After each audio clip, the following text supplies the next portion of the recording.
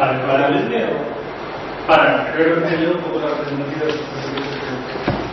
Bueno, continuando con la ronda de charlas, ahora tenemos aquí a José Figueras, que nos va a hablar del proyecto Paikine. El proyecto Paikine yo lo pude conocer inicialmente cuando él hizo el anuncio en Barrapunto. Yo en aquella época estaba intentando, pues ya no sé si alguno que estamos hablando del sistema de desarrollo mejor, no sé qué, tal y cual. Cuando vi un proyecto que empezaba, en concreto sobre un tema que me interesaba, porque tenía venido la gente de iOS de una vez, con un sistema de testing y tal, pero por una cosa que me interesaba mucho, que era Python, pues me embarqué en el. Vale, pues de alguna manera hoy tenemos aquí al coordinador del proyecto, pues que nos va a comentar pues, un poco pues, cómo lo ha organizado y todo lo que lo está contando, pero para que todos lo preguntamos. Cuando quieras, pues. Bueno. Pues casi me has dejado sin nada de tiempo, ¿eh? De hecho, el título lo quería enviar en un principio, porque no solamente actúo en este caso como coordinador, también actuó como promotor. Y lo digo porque luego veremos que hay ciertas diferencias. Os explicaré un poquito toda la concepción, toda la evolución y todo el desarrollo del proyecto hasta el día de hoy, junto con las previsibles evoluciones que va a tener. Y os comentaré un poco las conclusiones que yo he sacado en cuanto a cómo desarrollar un proyecto, qué es lo que vale la pena implicarse y implicarlo no, o cómo implicarse. Por ejemplo, ¿cómo empezó el proyecto? El proyecto empezó, pues lleva ya un tiempo, tratando con el tema del software libre, del mundo de Linux, de las herramientas libres y todo esto. Y entonces llegó un momento en que me apetecía, a nivel personal, colaborar con él. Pero yo quería colaborar a la boca. No quería que fuese algo para mí solo, siempre y después liderarlo, con lo cual nadie más se la beneficia. Entonces lo que estoy buscando en el tiempo es qué herramientas o qué software puede venir bien lo que es el software libre. Entonces estoy buscando lo que son dificultades. ¿Por qué el software libre tiene dificultades para entrar en el mundo comercial y para tener más éxito en el proyecto? Ya la casualidad de que justo en ese momento leí un artículo de un investigador, una consultora americana, que llegaba a la conclusión de que el problema que tenía el software libre y la introducción de Linux y el resto de las herramientas era que el mercado corporativo era muy desconfiado, porque sobre todo a nivel de las pymes no había herramientas adecuadas para ellos. Cuando intentaban entrar al sector de software libre en las pymes, lo primero que les pedían eran herramientas de contabilidad, de RPs y aparte de paquetes que se manejan. Había herramientas que ya las tenemos todos, Office y todo esto, pero el terreno de las RPs desde el punto de vista de las pymes estaba bastante mal cubierto. Incluso algunas se atrevían a pedir RMs que superaban, pero no, ellas se consideraban muy poco cubiertas. Más que nada porque siempre comparaban con herramientas comerciales y las libres de alguna forma se quedaban un poquito. Entonces yo tomé la decisión de que el mayor beneficio que yo podía aportar al mundo del software libre era hacer algo así. Un RP un poquito en la línea de las empresas. Todo esto además venía un poco apoyado por mi experiencia técnica. Yo he trabajado durante 10 años en empresas que se dedicaban a dar soporte a pequeñas empresas, con lo cual era un tema que yo conocía. Además, a nivel personal, pues a mí me apetecía una cosa es trabajar en las empresas como asalariado, que te tienes que de alguna forma adaptar a la cultura y a la forma de trabajar en las empresas. Eso de alguna forma cierra muchas puertas a nivel personal, como profesional. Entonces, incluso el hecho de iniciar un proyecto me permitía investigar campos que yo no podía investigar a nivel profesional. Por lo cual, a nivel personal me permitía pues, probar las herramientas, poder tomar decisiones con total tipo de libertad y me interesaba mucho. Entonces, claro, además se juntaba con el hecho de conocer gente y poder vender. Una cosa es que estés trabajando por coordinación, un trabajo remunerado, y otra cosa es que tú tienes una actividad donde tú eliges el tema, eliges las herramientas, eliges la forma de hacerlo, cómo colaborar, con quién colaborar, puedes elegir. Y todo esto de alguna forma a mí me interesaba mucho. Entonces quedaba elegir el momento y un poco las líneas maestras de lo que va a ser el proyecto. El momento fue pues, hace cosa de un año, cuando yo tenía tiempo suficiente como para poder preocuparme con la infraestructura mínima para poder lanzar el proyecto. En todos los proyectos de software libre hay dos puntos delicados. Uno es, si inicias el proyecto cuando no hay nada, Entonces lo normal es que te machaquen pensando que lo va a lograr. Es simplemente una idea pequeña tuya que lo que buscas es gente que te ayude para iniciar. Entonces yo estaba en esa situación, era una situación delicada. Cómo iniciar un proyecto que no tiene nada, simplemente son promesas de lo que tú quieres hacer. Yo aún no tienes nada.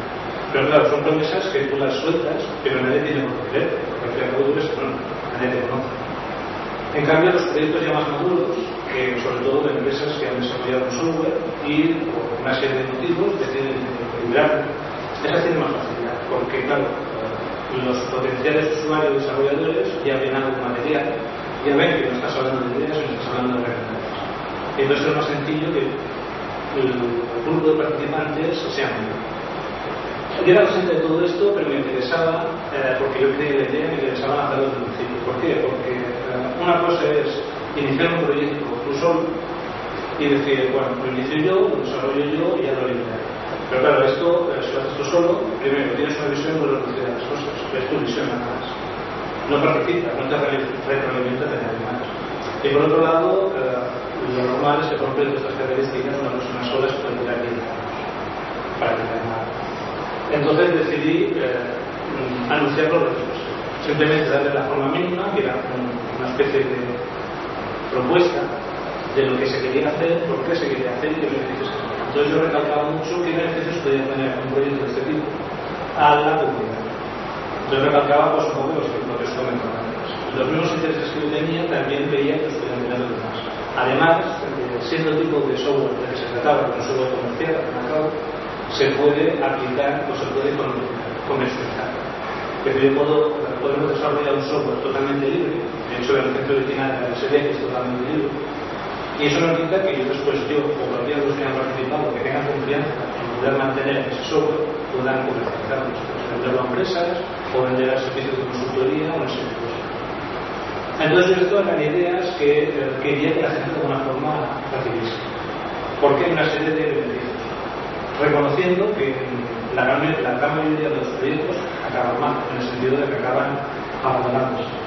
Eso ya era consciente, pero eso no quitaba la necesidad o el interés de poder iniciar cosas. Entonces ya tenía decidido lo que quería hacer y lo que quería hacer, porque buscaba la licencia más libre. La más famosa, la GPL, la más popular, pero tenía unas restricciones que a mí me gustaban. Si yo licencia software GPL, quiere decir que la gente que lo quiera desarrollar y quiera ampliar tendrá que limitarse a la GPL. Yo quería que fuera totalmente libre. Entonces, sí, por la cosa.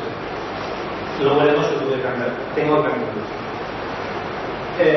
Luego también busqué algunos puntos que lo diferenciasen de otras alternativas. Estuve mirando alternativas, que luego descubrí que habíamos unas más, pero bueno, en su momento hice una investigación un poco a través de internet, pues qué otros proyectos de software libre están dedicados a que se conocen estos proyectos a los demás. Entonces, por un lado, en ese punto estuve valorando la posibilidad de incorporar un proyecto de información, pero descubrí que los proyectos que había no acababan de encajar en el todo, a mi visión de las cosas. Por una parte, la documentación. Me costaba mucho encontrar documentación completa. Yo lo que quería es generar documentación absolutamente completa que no esté en ningún proyecto. Desde análisis hasta diseños, documentación técnica de todo tipo, controles de calidad, test y todo tipo de métodos. Esto es una documentación que yo no he visto y yo entiendo por qué. Porque cuesta horrores. Es invertir mucho tiempo que estás quitando del sector. Pero era una decisión. Luego, por otro lado, buscaba, al ser un proyecto muy grande en cuanto a complejidad y a tamaño, estuve evaluando distintas herramientas de programación que me ofreciesen la alternativa más simple, más rápida de desarrollo. Y así es donde decidí por y estuve más o menos jugando todas las herramientas. Evalué Java, evalué herramientas de Microsoft, evalué Perl, evalué Python y evalué incluso Ruby un poquito. Y al final porque me pareció la que me daba más en cuanto a simplicidad, rapidez de desarrollo y luego cuanto de calidad. Teniendo en cuenta la herramienta de la que se trata, estamos hablando de una contabilidad, es decir, de una herramienta de la que depende la economía de una empresa, entendía de que ha de ser una herramienta muy estable. El resultado final ha de ser muy serio. Entonces la única forma era implementando sistemas de control de calidad muy estrictos. Esto es un tema muy delicado en la empresa.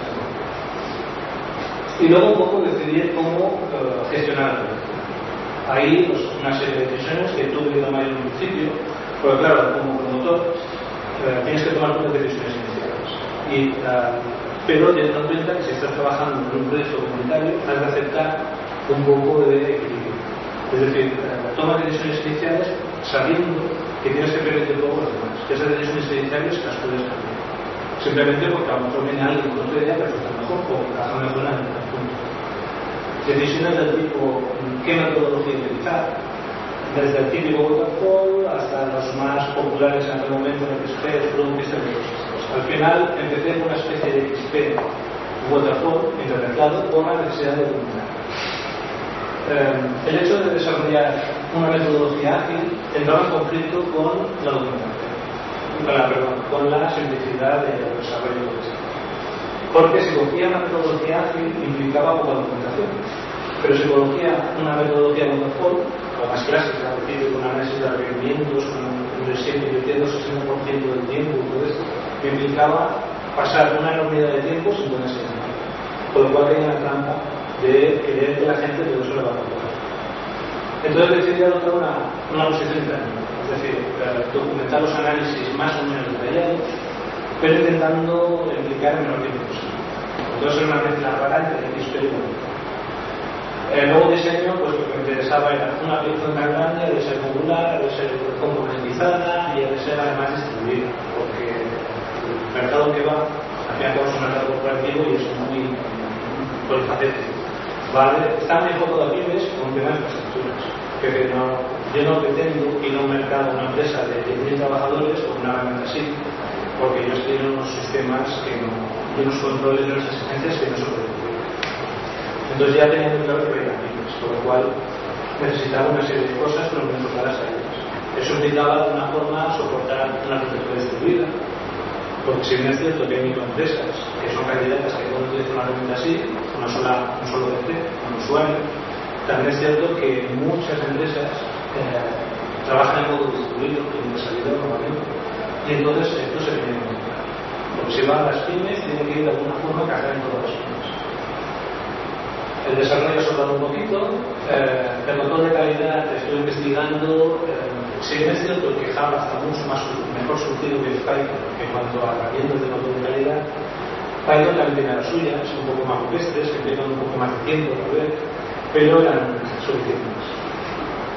Y luego la documentación también ha ido evolucionando, se la voy a poner después. Tenía claro que tenía que seguir la documentación técnica del usuario.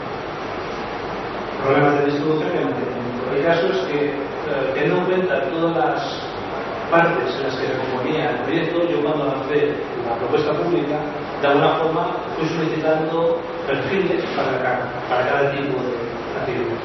Tenía bien claro que una cosa es un técnico que intente de alguna forma apañar la documentación técnica, pero que ni se le ocurra hacer la documentación de usuario. Porque realmente esas documentaciones no tienen espacio. Es muy distante. Entonces, de hecho, cuando se lanzó la propuesta, me vino gente de todo tipo.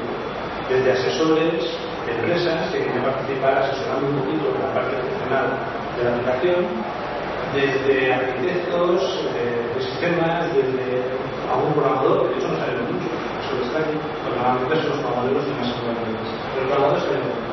Incluso gente que ellos se definen como que son expertos en programación. Luego la realidad lo comentaré, bueno, a lo mejor la verdad, pero en la práctica no se ha visto porque no es nada. Y luego, como os comenté también antes, decidí lo que decía cuando que eso fue consumir a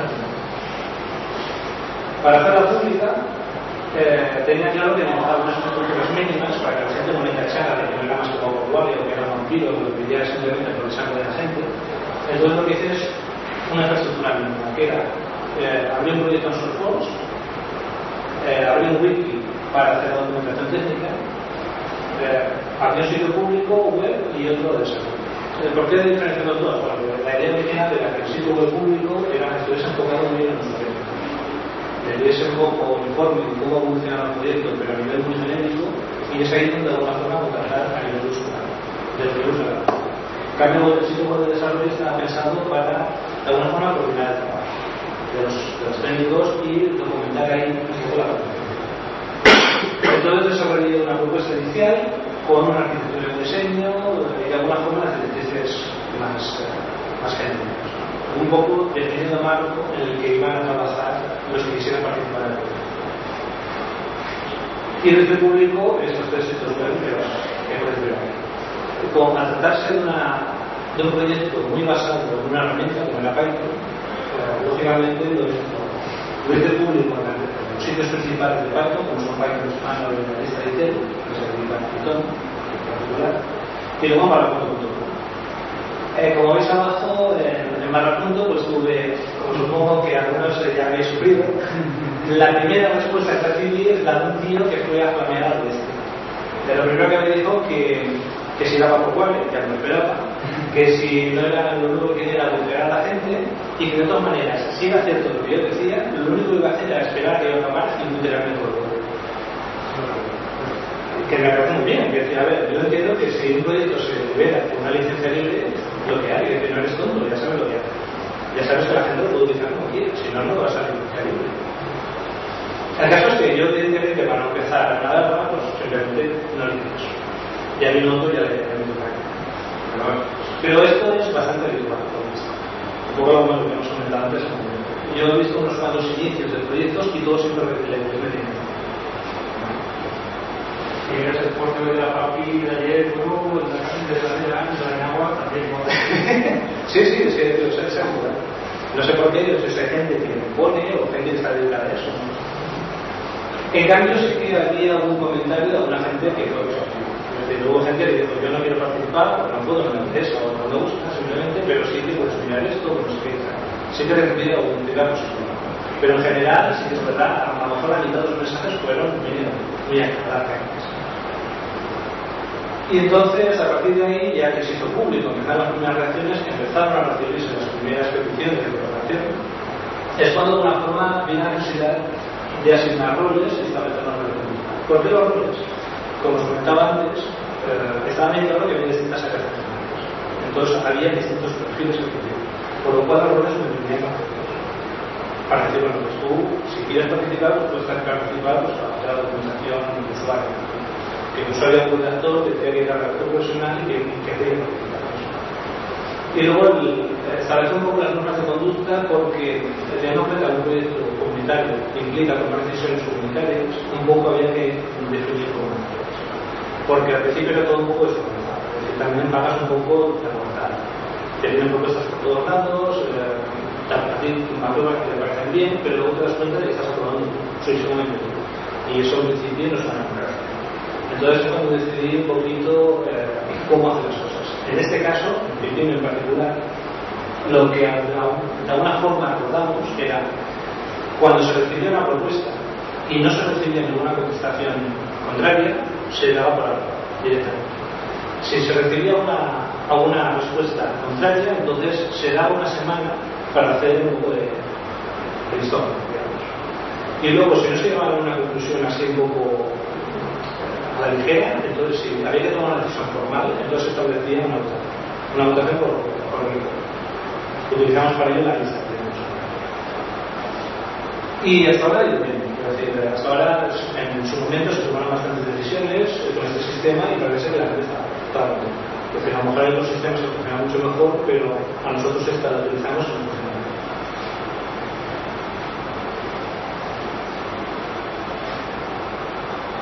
La evolución de este proyecto en particular implica muchos cambios, o ha implicado muchos cambios.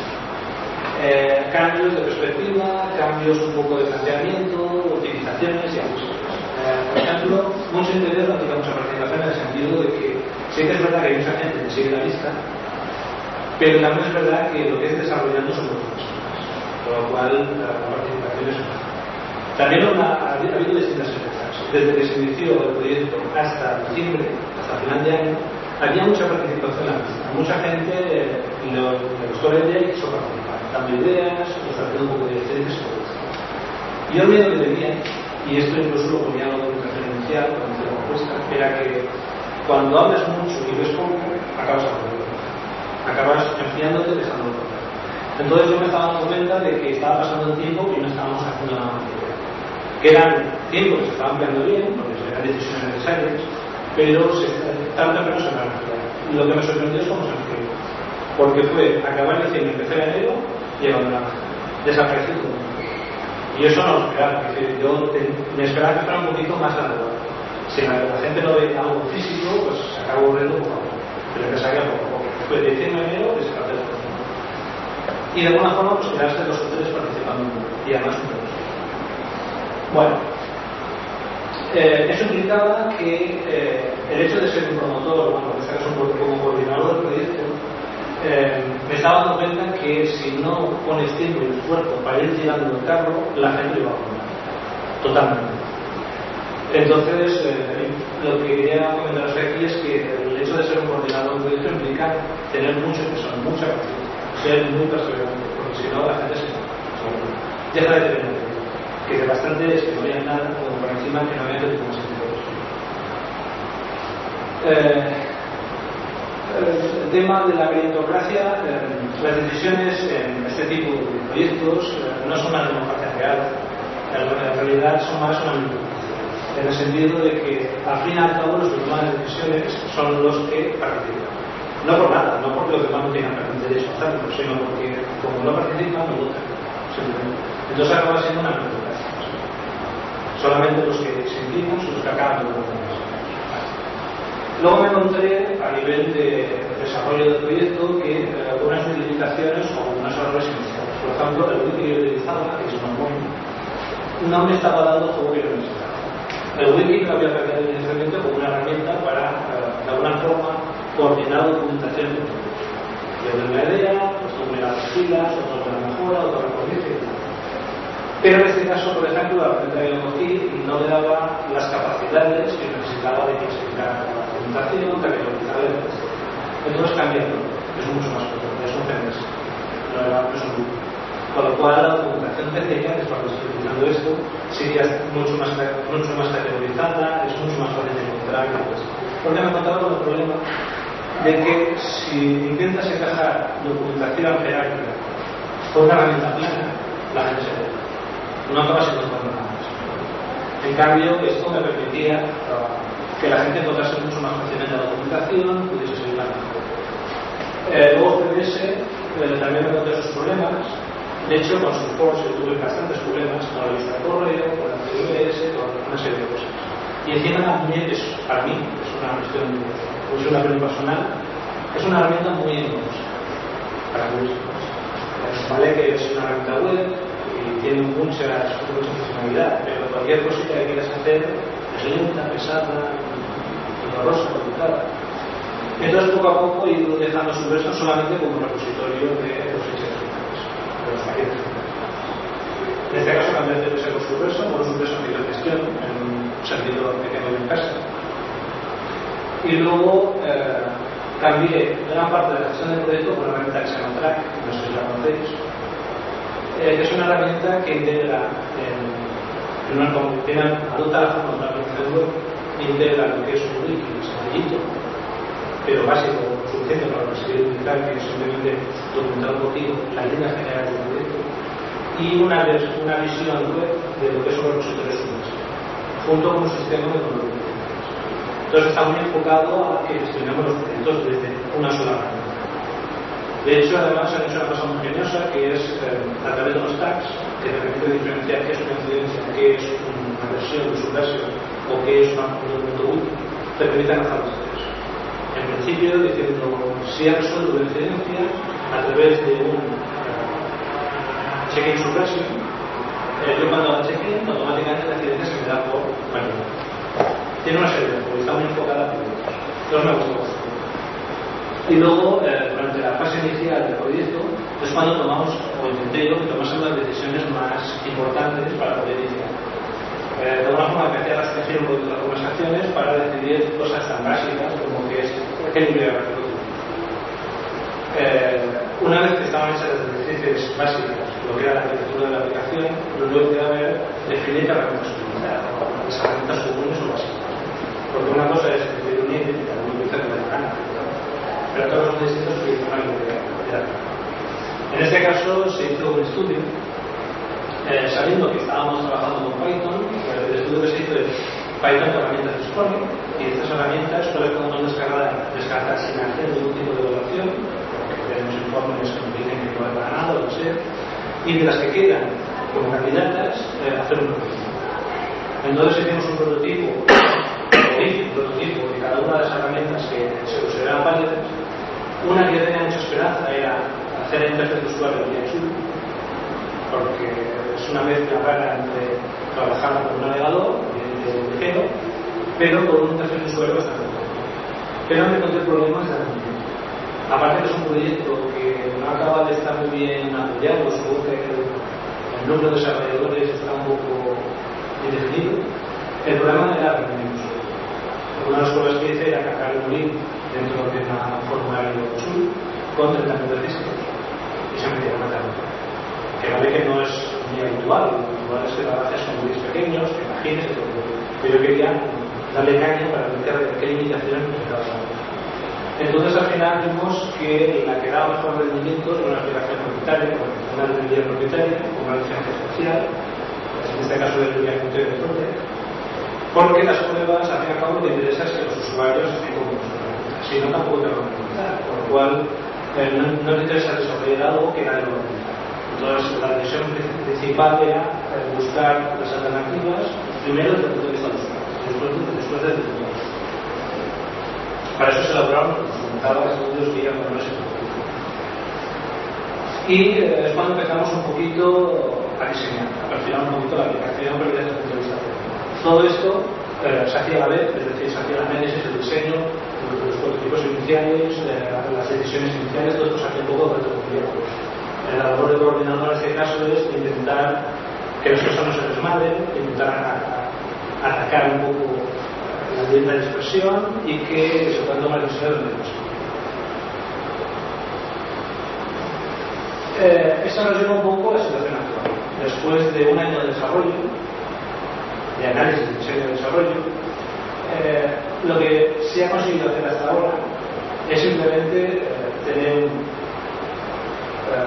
20% de las infraestructuras montadas. En este caso es una aplicación muy poco monetizada y además basada en montaña. La idea es montar una aplicación que tenga una infraestructura determinada que permita que tú puedas añadir servicios sin necesidad de cambiar los módulos funcionales. Es decir, yo voy a añadir diseñar un módulo de facturación, por ejemplo, y a lo mejor sin tocar para nada ese módulo, la idea original es que yo pueda añadir un servicio de roaming, o pueda añadir un control de seguridad social, o pueda añadir una serie de cosas que no tienen que ver con el dominio de la aplicación, pero sí con temáticas. Todo esto se intenta.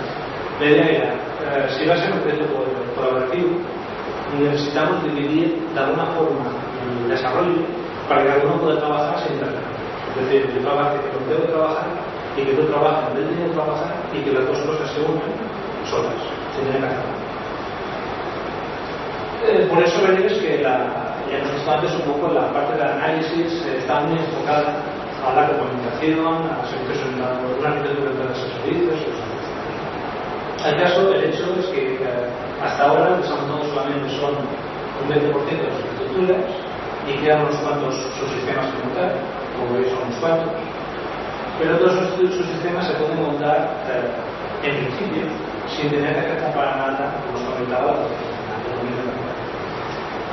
Y lo que es el dominio de la aplicación, por ahora he hecho una ínfima parte, lo que pasa es que ahora es cuando se está empezando a acelerar un poco las cosas. ¿Por qué? Porque los 6 primeros meses se debatieron en conversaciones, discusiones, brainstorming y ideas y tal. Solamente estos 6 últimos meses es cuando nos hemos dedicado un poquito a producir. Y entre los dos que estamos produciendo, pues por ahora hemos hecho esto. Y es ahora cuando empiezan a verse los resultados. Lo que se está intentando montar también, al fin y al cabo, que es una cosa que yo he decidido que se evita. Es montar una infraestructura que permita y que facilite el que los módulos funcionales se desarrollen muy fácilmente. Esto habría que evitarlo, porque yo conozco casos que se van a plantear así, es decir, yo monto un proyecto, pero que hace es monto una base para desarrollar un funcionamiento de aplicaciones. Pero claro, para ser es complicadísimo, para que las aplicaciones se monten muy fácil. Entonces han quedado 2 años y 3 años montando cosas. A mí me parece una aproximación perfecta, yo no quería otra, pero yo no quería dos. Yo lo que quería era directamente para evitar precisamente lo que os comentaba antes, que la gente se aproveche. que dices, no, es que no veo nada, va pasando el tiempo y entonces yo hacer las cosas. Entonces yo creo que ya desde un principio ya tenemos cosas, no creo que funcione esa.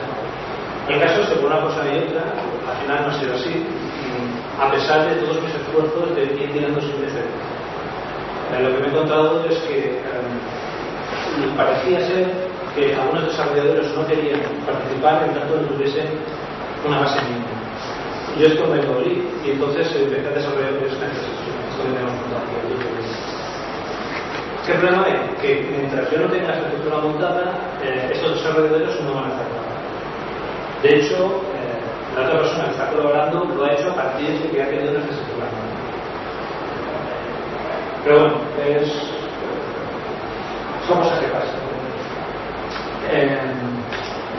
Como veis, pendiente de mucho, porque el proyecto es muy ambicioso, no solamente pretende desarrollar capacidades APP, también tiene que gestionar CRMs, SCMs, es decir, estamos mirando hablando de facturación, tesorería, contabilidad, gestión de clientes, gestión de almacenes, gestión de proveedores, todo este tipo de cosas. Son muchas cosas.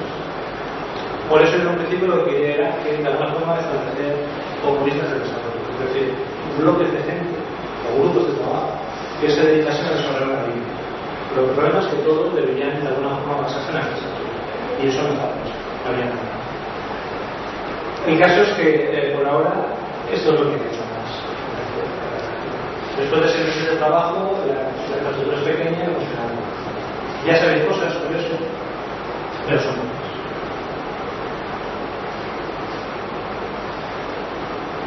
Teniendo en cuenta un poquito el mercado que va, corporaciones, empresas,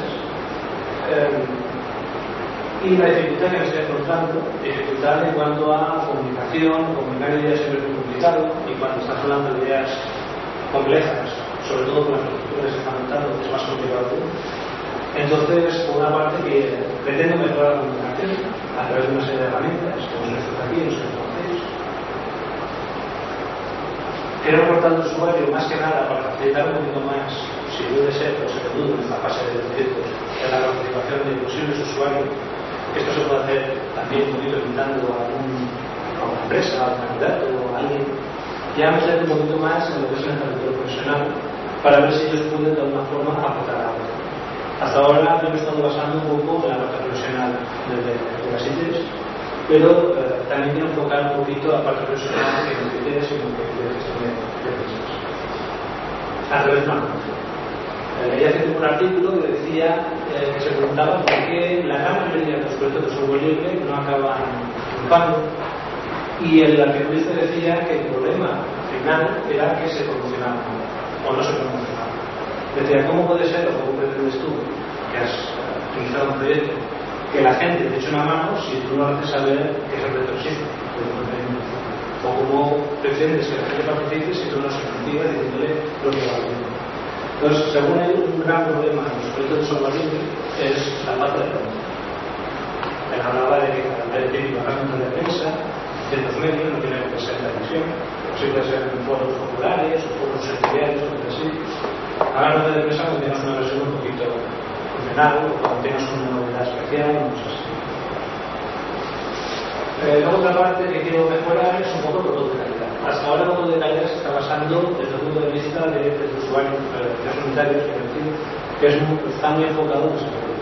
Yo desarrollo un módulo, desarrollo un componente y desarrollo los 3 unitarios que validen ese componente, que me permiten hacer el test de conexión, que necesita un cambio, o otra persona un cambio, y ejecutando ese test puedes saber si ha rotado o no. Pero es necesario hacer más test. Por un lado, me he encontrado el problema de que la otra persona que colabora, por ejemplo, no está haciendo test unitarios, que es el mínimo que debe hacer. Y lo digo de otra persona porque si ya es el ejemplo que yo tengo. Puede ser que los demás que quieran participar en el futuro se encuentren en una aplicación, que yo quiero desarrollar perfectamente después. El problema es que esta aplicación necesita este tipo de cosas, porque necesitamos de calidad un poco. Y no solamente de test unitarios, como veis por aquí, sino además test de aceptación. Porque una cosa es que yo desarrolle algún código y pruebe que ese código funciona, y otra cosa es que yo demuestre que el código que he hecho hace lo que tiene que hacer. Son cosas muy distintas. De hecho, el test de aceptación ahora mismo en esta fase no tiene mucho sentido, porque si no tengo nada funcionalmente completo desarrollado, difícilmente puedo hacer una prueba de eso. Pero la idea es que en el momento que ya haya algo, de hecho yo creo que en 6 meses que tenemos ya módulos funcionales completos, entrará en juego lo que es la aceptación. Hay una herramienta que yo descubrí hace tiempo, que se llama Fitness, de hecho lo tenemos por aquí, que precisamente ayuda a hacer ese tipo de cosas. Es un wiki, es una herramienta muy útil. Es un wiki donde tú defines un poquito los parámetros generales de lo que tiene que hacer la aplicación y eso te permite enlazarlo con un mini script que está hecho en Python, en Java, en varios lenguajes, que te permite ejecutar ese guión y comprobar los resultados que tú consideras que son buenos con los resultados que tienes. Y eso está enfocado a probar grupos funcionales. Por ejemplo, darle un asiento, contarle y ver cómo queda la lista. Pero a nivel de parámetros de parámetros de desarrollo. Además, incluir un poco más de documentación. Porque un problema que he tenido es, tuve que tomar una decisión en su momento de me estoy encontrando pero la gente no participa, creo que es porque no tienen nada para trabajar, solo tienen ideas, y se da cuenta de que necesitan una infraestructura en la que basarse. Pues ahora no tenemos infraestructura. Al fin y al cabo solo tienen que tener más infraestructura. Al principio lo que hacía era el análisis, el diseño y el desarrollo, y lo presentaba. Entonces me di cuenta de que haciéndolo así, la infraestructura mínima básica iba a estar disponible en mucho tiempo después. Entonces empecé a cortar cosas. Digo, bueno, pues quito el análisis que está en mi cabeza y se mete lo ya me quito ese tiempo. Puedo desarrollar más. Cae un poco más. Luego dices, bueno, el diseño, pues la apaño de otra forma. En vez de hacer un diseño guapo en L, pues hago una descripción rápida y ya está. Entonces cuando empecé a ver que estaba descuidando la documentación en aras de hacer un desarrollo muy rápido. Tener los otros dos más rápidos para que la gente tuviese algo para un plan de trabajo. Pero la documentación sigue siendo muy necesaria. Entonces lo que decidí es, como no tengo los dos extremos, necesito documentación, pero necesito tiempo de desarrollo, lo que tomé la decisión de cambiar un poco la metodología. Al principio solamente la metodología que tomé en un principio era una mezcla de todo con XP, que al final utilicé esto, y ahora me baso en una metodología ágil basada en ese uso, que es más sencilla, es más verbosa, pero requiere menos formalidad. Es una metodología muy rápida porque tienes un poquito los objetivos que quieres conseguir y poco más. Y entonces, de alguna forma, me permitiría ser más ágil. Eso es uno de los cambios que tuve. Bueno, y luego desarrollar un sistema de controles y soluciones. Precisamente, el problema que estaban contando y que algunos de los participantes se quejaban era que se encontraban con código que luego no estaba documentado, o código que estaba documentado con una versión antigua, que no correspondía con el código. Con lo cual, eso es tan malo como no tener documentación. Y es así, por desgracia. Entonces, es cuando tomé la decisión de retirar el tema de análisis y diseño, al final no de documentación, pero sí seguir necesitando una forma de que las cosas puedan ser implementadas. Si no, no sirve. Entonces, lo que quiero hacer en cuanto pueda es precisamente encontrar un sistema que me permita validar el hecho de tener una versión de código que esté asociada a una versión de documentación. Que es a través de un sistema de configuraciones, y luego un poco aplicar creencias de gestión de proyectos. Más que nada porque otro problema que hay es que los que participan, por lo tanto, se pueden desviar porque no dan resultados, o no tienen la infraestructura necesaria, o la documentación no corresponde con el código, y hay muchos problemas. Pero por otra parte, porque tampoco ven en qué está desarrollado. Una cosa muy distinta es que tú digas, vale, tenemos por ahora la mitad del desarrollo, con lo cual se gana. Pero tenemos que saber. Y otra cosa es que digas, hemos hecho algo, no sabemos cuánto, no sabemos lo que nos queda, y eso también es el tema de la documentación y el código que se corresponde a la versión, ¿cómo dices que lo vamos a documentar? Esto, la teoría, la teoría no da ninguna solución. La teoría dice simplemente que, de alguna forma, a través de identificadores, por ejemplo, tú digas, este código es la versión 46, que es la subversión, y cuando haces un documento, este documento corresponde a la versión 46. Para el código y... El problema es que tú sepas si el código que tú tienes está documentado y si está documentado la versión o el documento que tú tienes se corresponde al código real que tienes o no corresponde. Claro, una cosa es, te digo, la teoría es más sencilla porque este corresponde a la versión 26 y el código no es 26. Pero luego cuando cambias el código tienes que acordarte que tienes que cambiar la documentación, si es el caso, sí. Y si no es el caso, también tienes que cambiar la documentación para que te corresponda a la nueva versión del código bajo la documentación para que sigan sin. Entonces, claro, esto es seguro que cada vez que tocas un código tienes que mirar, a ver, ¿esto cambia la documentación? ¿O cambia la NES de diseño? Si lo cambia o no cambia, pero cambia la documentación para que estén coordinados, para que si yo un mes después otra persona va a ver la documentación, sepa que esa documentación se corresponde con la realidad. Entonces, esto es más manera todavía. Entonces, una cosa que quiero contar es precisamente eso, un sistema que de alguna forma no se cumpla.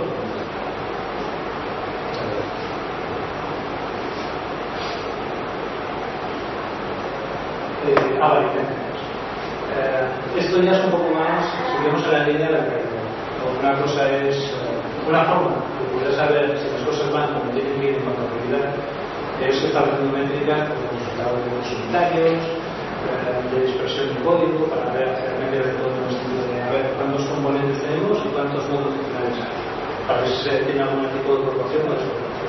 Una serie de parámetros que permitan valorar un poquito si se está desarrollando conforme a las directrices originales, que es documentación, código de calidad y agilidad.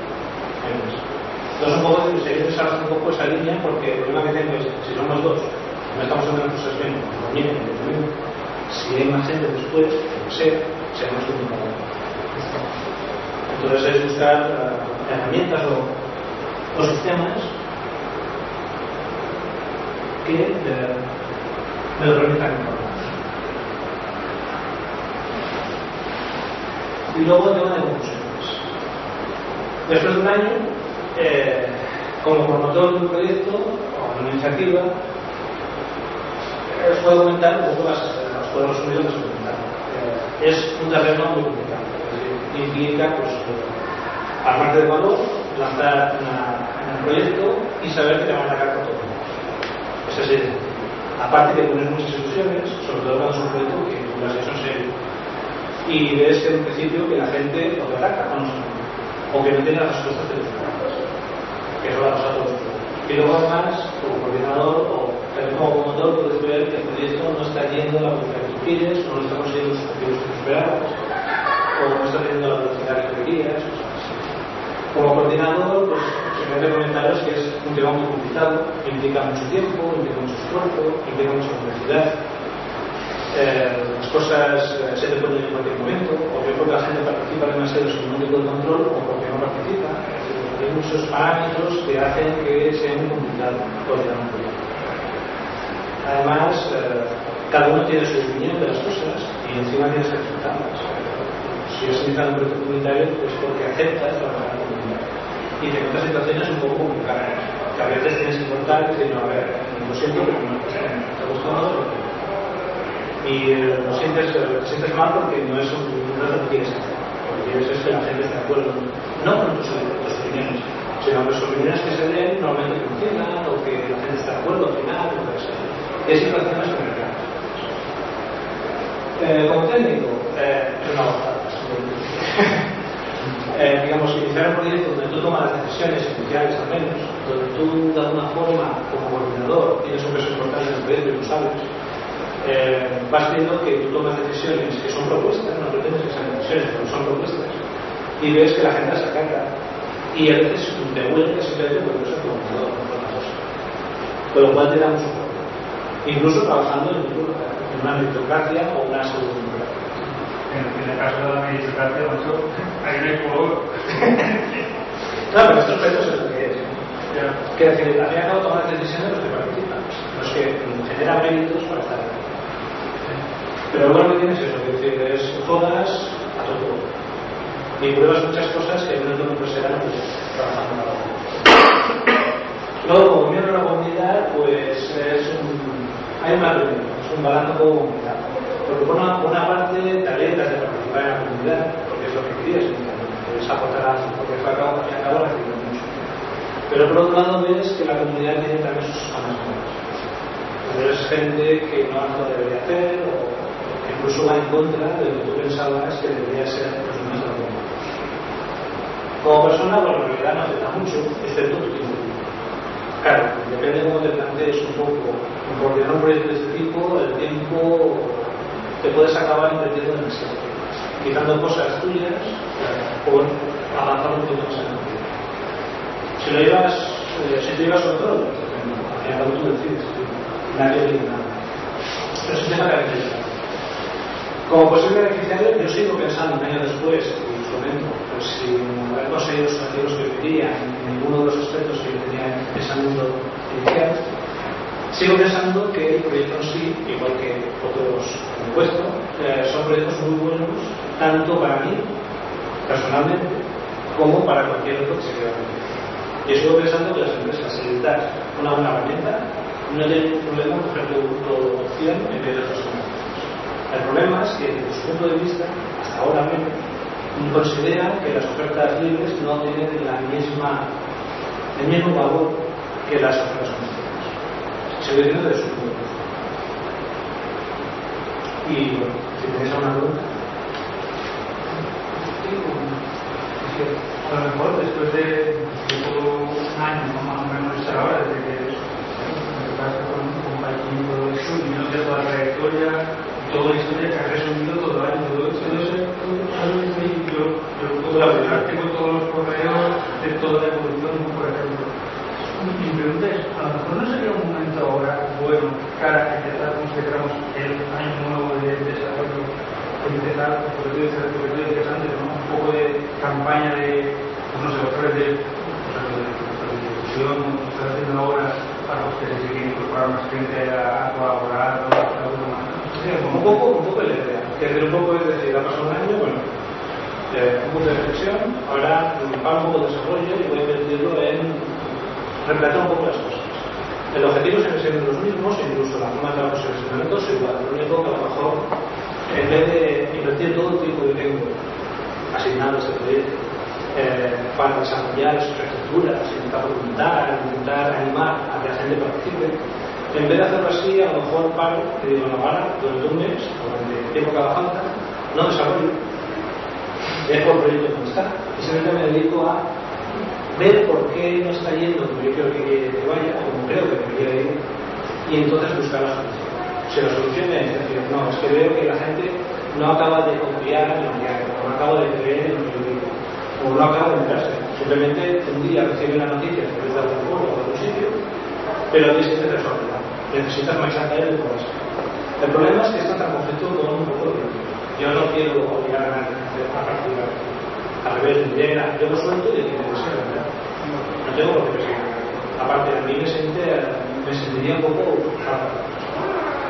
Pero también es cierto que después de un año, incluso a lo mejor a nivel de año, establecerlo como una especie de política, de marketing, de proyecto, es decir, cada año pues hacemos una campaña de marketing para recordar a la gente que hay un proyecto de Mauritania, que tiene estos objetivos y que la gente que participe se puede beneficiar más que nada, no porque intentar convencerlos para que participen, sino simplemente para recordarnos que ese programa, pues el proyecto existe. Porque yo me imagino que habrá gente que se lo va a olvidar.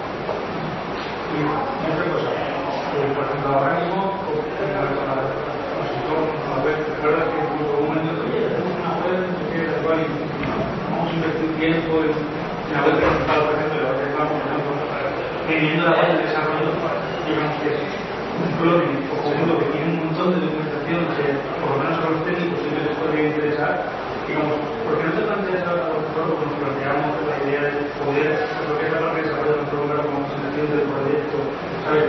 A lo mejor sería una manera de no porque, bueno, o yo en principio quise separarlo muy bien las dos cosas, porque yo entiendo, y mi opinión también, que los usuarios finales tú les presentas un análisis, una arquitectura de un sistema, porque presentas un diagrama UML, me parece así. Sí. Y de hecho es que no vamos a ver absolutamente nada más de esto que, bueno, entonces por eso preparamos.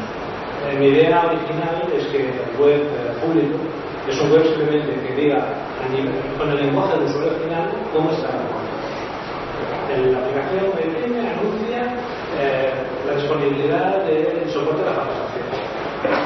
con la gestión de compra, con qué, ¿sabes? Tener un poquito de las noticias y si llega el caso, que llegará un tiempo, tener un foro y todo, pero siempre desde el punto de vista y con el lenguaje de usuario.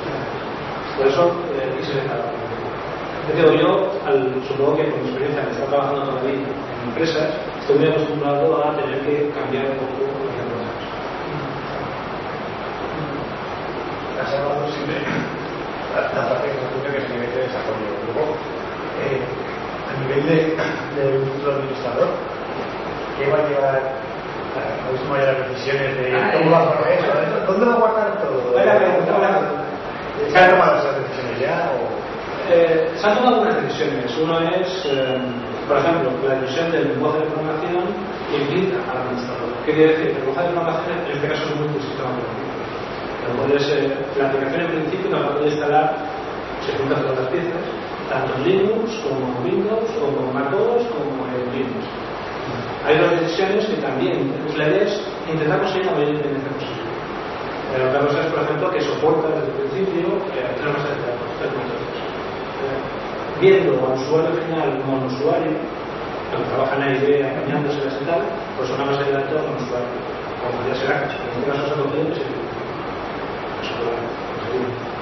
y luego pensando en las empresas de tamaño medio, por ejemplo, también se está soportando los datos rápidos. Y pensando en empresas que tienen requerimientos un poquito más exigentes, por ejemplo, usuarios, lo que sea, se está dando soporte a nosotros. Por lo cual la idea es habrá una aplicación que cuando esté se podrá instalar en varios sistemas operativos, se podrá enlazar a distintos motores de base de datos, todos libres, más que nada para facilitar un poquito las datos.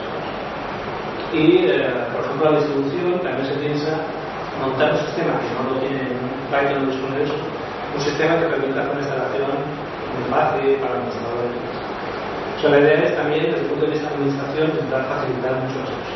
Que sea una instalación simple, incluso en arquitecturas de seguridad. Y que además sea un control de incidencias automático. Es decir, que cuando hay un problema, automáticamente envíe un mail que sabe si no sé si va por ahí. Sí, no, a la hora de todo el mundo tenemos la idea bastante y va a ser multibase de datos y luego te puedes tirar una SQL y algo tan estúpido como las fechas de la cerrada. No vas a hacer otra. Se te acabó la idea de un dice, no, y lo voy a hacer para este y luego ya me quedaré. Claro, una de las ventajas de este tipo de lenguajes es que ya disponen de una capa de abstracción a datos que te permiten actuar. Python en esto tiene puntos a favor y puntos en contra con respecto a Java. Para mi gusto Java pues, tiene una arquitectura compleja, pero bastante compleja. En cambio Python es una arquitectura sencillísima, pero tiene sus puntos débiles, que tienes que ir de alguna forma cubriendo por ti mismo. Eso implicaba también una investigación, decir, vale, estas limitaciones las tengo que cubrir, por decirlo así. Pero la idea, sobre todo, van a ser en ese sentido. Al ser aplicaciones comerciales, como empresas, tienen que tener una calidad muy fuerte, no tienen que hacer nada y además tienen que poder ser distribuidos. Incluso la idea es montar una mucha lista que te permita desde un CD instalarlo donde instalando tanto un cliente como se puede. Y sobre todo desde un principio se pensó que al ser una aplicación muy modular y complementada, montar una aplicación de instalación de componentes y de módulos que te permita instalar y desinstalar lo que tú quieres. Entonces tu aplicación tiene lo que tú quieres. De hecho, os enseñaros lo que se ha hecho hasta ahora. Un poco es la estética. Sí.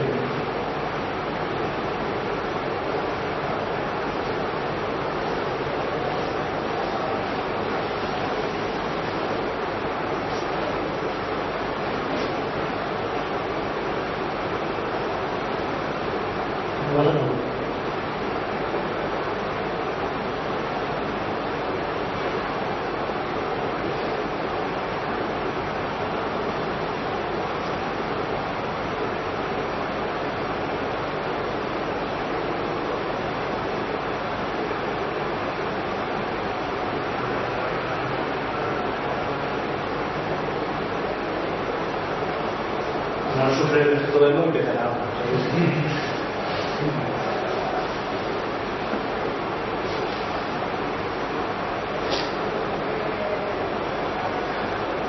Uno de los grandes problemas que venía por eso, yo había en mis investigaciones preliminares, me había notado que muchos programas o muchas aplicaciones o iniciativas no se utilizaban en la práctica simplemente por algo tan peregrino como si eran complicadas o complicadas de hacer. Entonces, desde un principio me encontré con la necesidad de incluir como una de las cosas importantes un módulo de instalación y actualización, pero que fuera sencillo. Se puede hacer sobre una lista que tú instalas la aplicación en el módulo base y ya está, y luego a través de ti decir, ¿qué módulos estamos disponibles? Pues quiero este, y este que quiero este. Y la aplicación solamente tenemos esto. Un poco lo que intenté hacer con esto, lo que se nos da.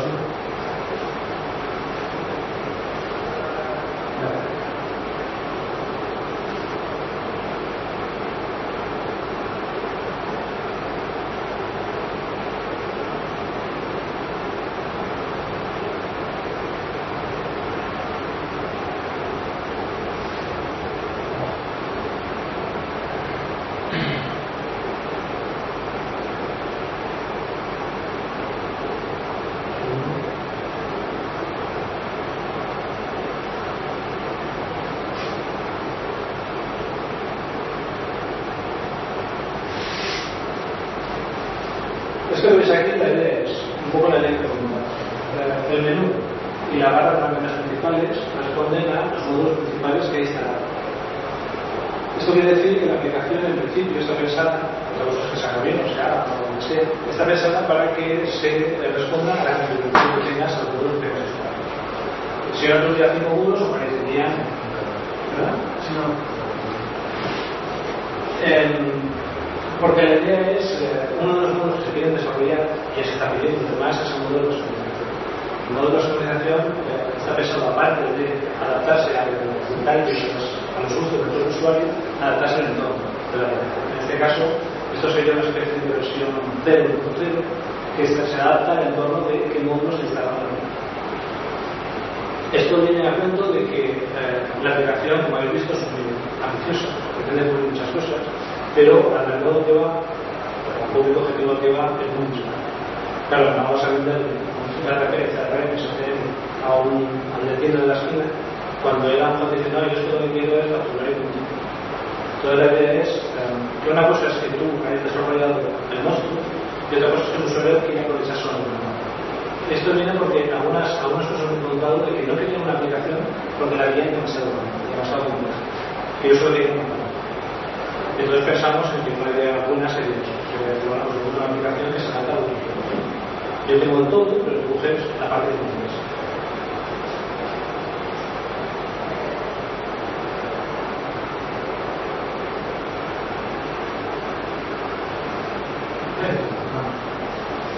Esto, digamos, es el interfaz principal de la aplicación, tal y como está hecho aquí. Está cogido un poco, bueno, un poco no bastante, de, no sé si he visto alguna vez la Vision, la última versión de la Vision, incluso, la última es la 4.0, sí que he visto. ¿Pero ahí tiene un interfaz así muy parecido? Pues este interfaz yo ya estoy viendo en varias herramientas y decidimos un poco, pues más que nada porque son muy mejor. Yo entiendo que esto es una forma como que entrar en gestionar datos. Pero ahora está bien. Esto es utilizando Microsoft, esto está utilizando gente de Suban CRM, porque se va a copiar de no sé quién, que se está empezando a ver este tipo de interfaces. Entonces lo que está hecha de esos dos módulos de infraestructura que os comenté, uno es este. Uno es el módulo contenedor, que es un sistema que te permite independizar un poco los módulos de infraestructura de dominio de la aplicación, y otro es un poco la infraestructura general de gestión de datos, que es lo que yo quería hacer.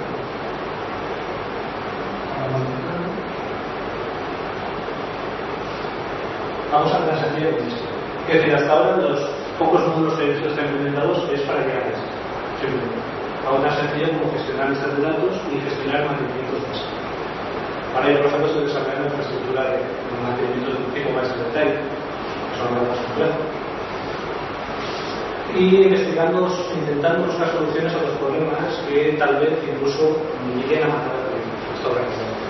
Un problema que ya sabía desde un principio, que intenté buscar solución y que al final no se encontró, es el tema del reporte, de cómo generar informes. En el mundo del software libre yo no he sabido encontrar nada que se me haya aplicado. No sé si en vuestro caso tenéis algo particular. Estamos desarrollando. Porque no estáis nada. Hemos probado con Dogpop, hemos probado con más cosas al final. Que está desarrollando un sistema de repos. Porque realmente no hay nada, y además es introducir datos contables al final es meter una tabla.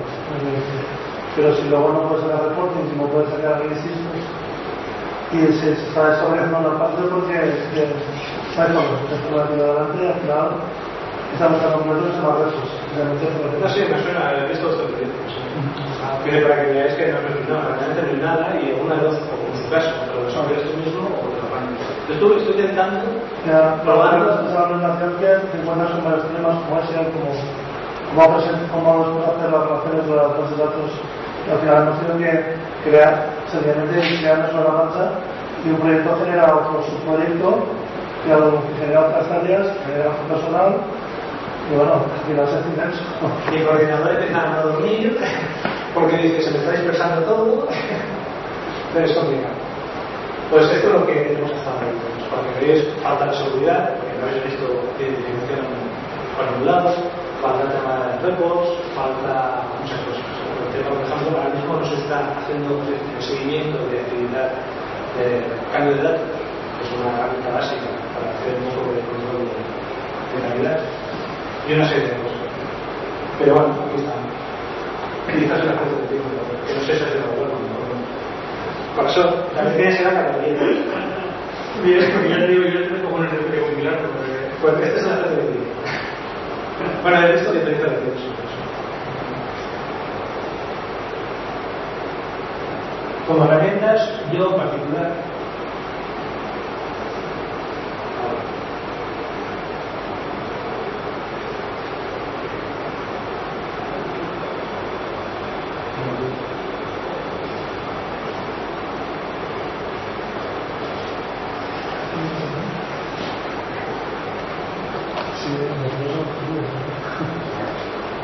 como herramienta de desarrollo en particular, yo en mi caso utilizo Eclipse porque me gusta. Yo vengo de cosas de desarrollo sobre visuales, en mi caso a mí me gusta el software, y estuve probando varios que se adaptasen un poco a las herramientas que decidimos utilizar en este proyecto, todas basadas en Python. En este caso lo único que me gustó, lo que me ha gustado es hacer Eclipse con un modo específico para el desarrollo del código. Me permite un poco, pues, aparte de codificar control de sintaxis y demás, y códigos y tal, hacer la función de depuración útiles de fichera, que lo dejamos, y poco más.